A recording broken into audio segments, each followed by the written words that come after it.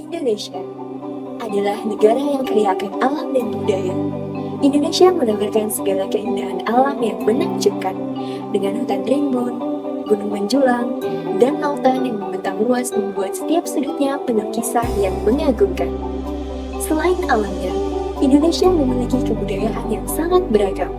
Dengan lebih dari 17.000 pulau, Indonesia adalah rumah bagi berbagai suku bangsa, bahasa, agama, dan tradisi. Seluruh kekayaan dan keberagaman ini membuat Indonesia menjadi negara dengan sejuta pesona. Inilah Indonesia.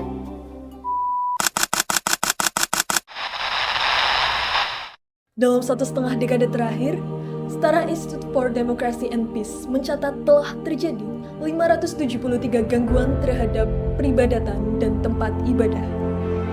Gangguan tersebut mencakup pembubaran dan penolakan peribadatan, penolakan tempat ibadah, intimidasi, perusakan, pembakaran, dan masih banyak lagi. Seluruh gangguan tersebut seringkali menimpa kelompok minoritas daerah tersebut, baik karena relasi eksternal maupun internal agama.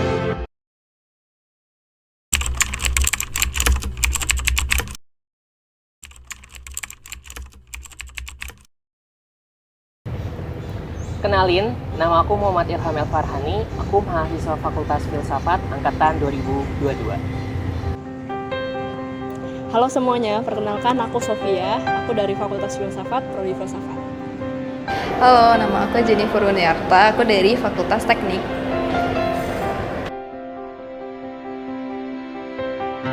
Baik, kalau misalnya untuk saya sendiri, kebebasan beragama itu tidaklah hanya terjamin secara konstitusional saja, tetapi tentang juga bagaimana cara kita mengekspresikan tentang kepercayaan kita, nilai-nilai religius kita, tanpa takut dihakimi oleh pemeluk agama lain.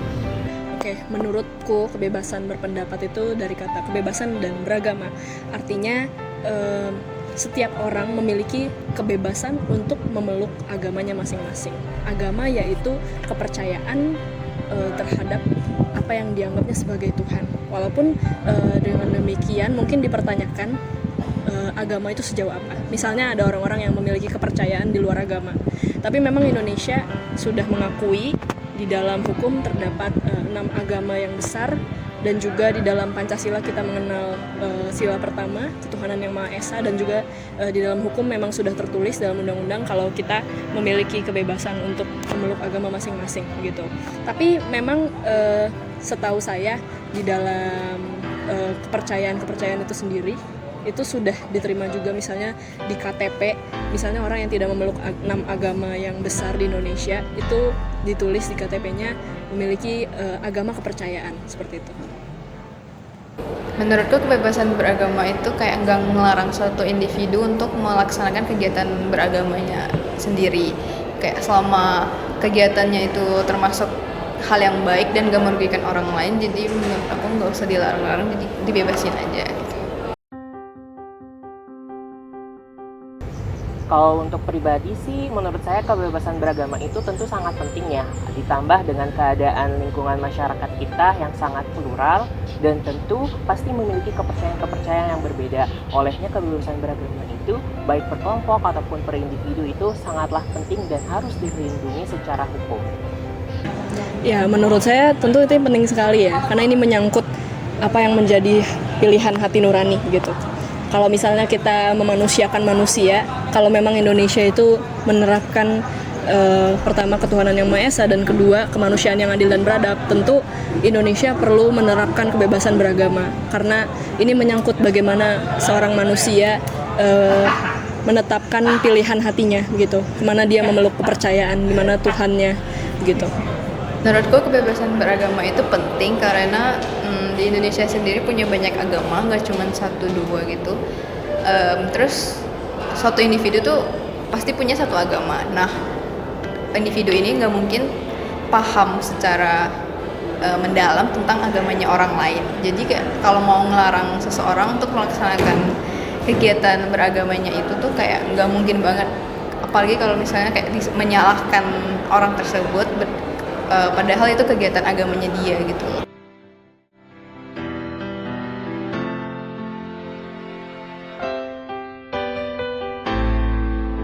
Well, kalau misalnya saya pribadi melihat melalui platform pemberitaan di media sosial, media massa, ataupun media televisi, kita seringkali melihat tentang pemberitaan konflik yang didasarkan pada keagamaan. Oleh karena itu, kita harusnya memiliki kesadaran dan menumbuhkan kesadaran kembali tentang rasa toleransi dan terutama tentang rasa penghargaan, penghormatan atas perbedaan di lingkungan masyarakat kita yang plural. Terima kasih.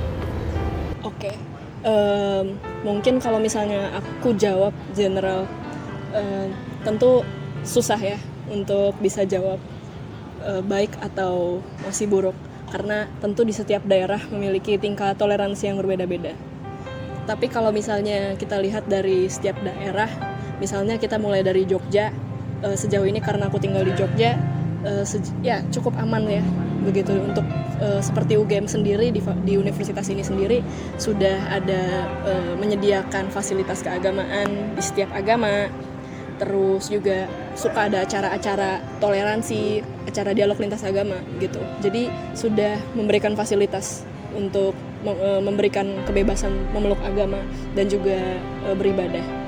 Tapi kalau misalnya dilihat dari daerah-daerah lain, tentu masih ada bentuk intoleransi, masih ada kekerasan, masih ada pelarangan ibadah.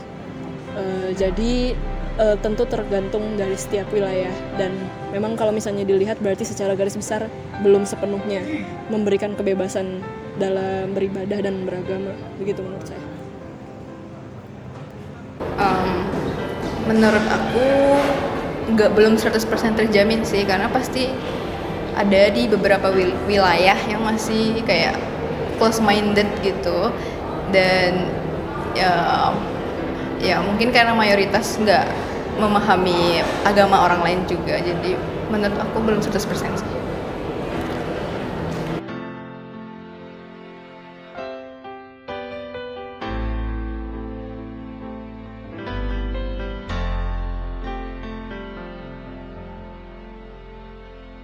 Sebelumnya perkenalkan, nama saya Anggila Arsati dari Fakultas Teknik Geodesi. Di sini saya mengambil mata kuliah Pendidikan Pancasila di semester ini.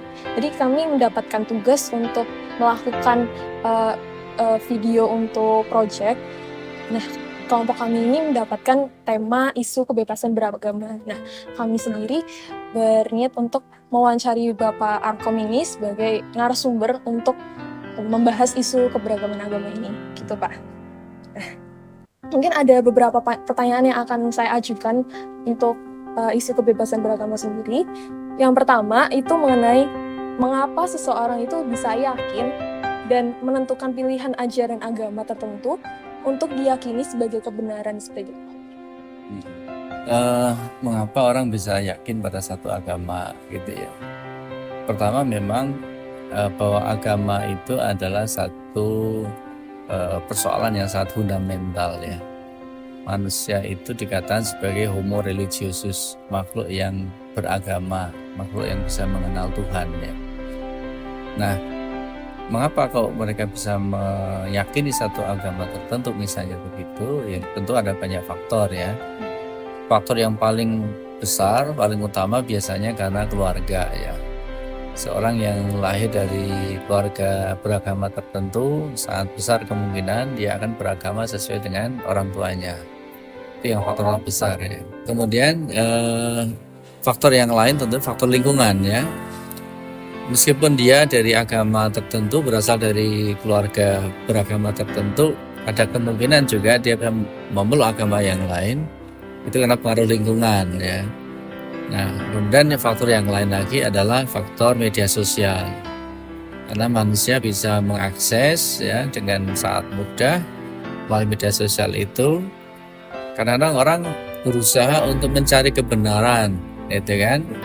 Dia berusaha untuk mencari kebenaran itu ya dengan berbagai macam cara ya. Ada bertanya pada orang tuanya, berdiskusi sama teman-temannya, atau juga melalui media sosial. Dari situlah sebenarnya orang bisa kemudian meyakini bahwa saya akan memeluk agama tertentu atau begitu. Baik, untuk pertanyaan satunya sudah, kemudian dilanjutkan oleh pertanyaan yang kedua. Itu jika claim of truth seseorang mengenai agama itu berbeda, apa yang bisa dilakukan untuk menjaga ikatan kesatuan tersebut, Pak? Ya, truth claim itu memang ya satu hal yang tidak mungkin bisa dihindari ya, karena semua orang pasti meyakini agamanya paling benar gitu kan. Kalau nggak begitu ya orang jadi susah untuk memilih agama gitu kan. Tetapi ada hal yang prinsip yang harus dilihat adalah bahwa di dalam perbedaan-perbedaan agama itu pasti ada hal-hal yang bisa menyatukan ya, perbedaan itu. Yang paling mendasar adalah kemanusiaan ya. Jadi dengan dasar kemanusiaan itu maka apapun perbedaan ya, bukan hanya pada agama ya, beda suku, beda apapun ya, itu kemanusiaan itu bisa mengikat ya persatuan itu, kata demikiannya. Lalu juga yang lain adalah pemahaman ya tentang keagamaan itu sendirinya, bahwa orang yang beragama yang baik itu tidak hanya paham tentang agamanya, tapi juga paham bahwa ada orang yang beragama lain ya. Kalau perlu sedikit-sedikit mengerti tentang agama lain juga ya, apa yang sensitif bagi agama lain gitu kan, untuk kita jaga. Kalau ini saya sampaikan nanti menimbulkan ketersinggungan ya janganlah disampaikan gitu kan. Dan kemudian juga harus menjalin ya hubungan baik, karena pada dasarnya manusia itu tidak bisa hidup sendiri. Dia akan saling berhubungan dengan manusia yang lain dan tidak ada kaitan dengan agama, adalah itu kan. Jadi apapun ya kehidupan sehari-hari kan kita nggak pernah menanyakan. Misalnya mau beli sesuatu di toko kan nggak pernah bertanya agamanya apa, padahal kita membutuhkan itu. Kita butuh orang untuk menjadi tukang batu atau tukang apa, nggak pernah kita akan ada kaitan dengan agama ya. Karena itu sebenarnya kita dihubungkan juga dengan selain kemanusiaan juga saling membutuhkan satu dengan yang lain. Nah, gitu. Oke, baik. Pertanyaan terakhir itu mengenai seberapa penting kesakralan dalam proses ritual peribadatan, serta bagaimana caranya untuk menyadarkan seseorang bahwa hal tersebut itu tidak boleh diintervensi, seperti itu, Pak. Iya. Sakral itu adalah salah satu prinsip juga dalam beragama ya. Ada istilah sakral, ada istilah profan ya. Jadi satu tempat tertentu, satu waktu tertentu itu kan, itu bagi satu agama tertentu itu dianggap sebagai yang sakral ya. Misalnya ya kalau di Islam itu Ka'bah ya. Ka'bah itu hanya kotak batu yang disusun kotak seperti itu, tetapi bagi umat Islam itu satu yang sangat sakral ya. Kesakralan itu terbangun ya karena ada historinya, ada sejarahnya, ada peristiwa yang ada di situ. Lalu di situ ada ayat-ayat tentang dari Tuhan, firman Tuhan. Jadi satu tempat itu bisa menjadi sakral itu bukan karena tempatnya itu sendiri, tetapi ada hal-hal yang melingkupi semuanya itu. Bagi orang lain, beragama lain mungkin apa sih itu, kata lagi kan cuman kotak batu gitu kok orang bisa menangis di situ misalnya seperti itu ya. Nah ini kita harus bisa memahami ya, kesakralan itu tidak semata-mata dilihat pada aspek fisiklinya itu, tetapi ada masalah-masalah spiritualitas, kejiwaan, dan tadi ada sejarah dan sebagainya itu yang membuat itu menjadi sakral. Agama lain ya pasti juga mempunyai kesakralan juga ya.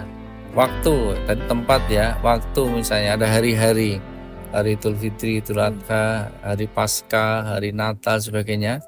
Itu bukan masalah harinya sama saja, nggak ada bedanya hari apapun ya. Tetapi karena pada hari itu ada satu peristiwa penting dalam agama, begitu kan, itu kemudian orang mensakralkan itu untuk mengingat peristiwa itu dan juga untuk semakin meyakini adanya Tuhan, ya keagungan Tuhan dan sebagainya itu. Dan itu harus kita hormati ya, kesakralan masing-masing agama itu. Jadi kalau orang lain ingin dihargai kesakralannya, ya kita harus menghargai juga kesakralan orang lain kan gitu kan.